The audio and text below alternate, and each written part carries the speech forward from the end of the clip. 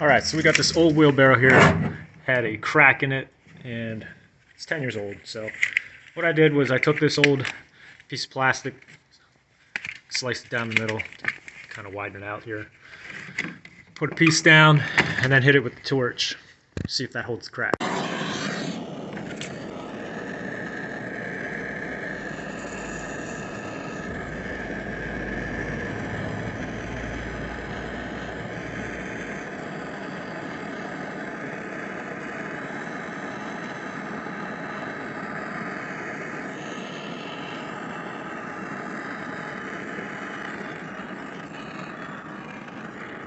And I'm hitting it with the heat till it almost catches on fire, so it kind of melts and adheres to the other part of the plastic.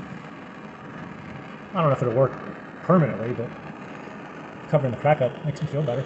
And I'm just going to repeat the process on the other side.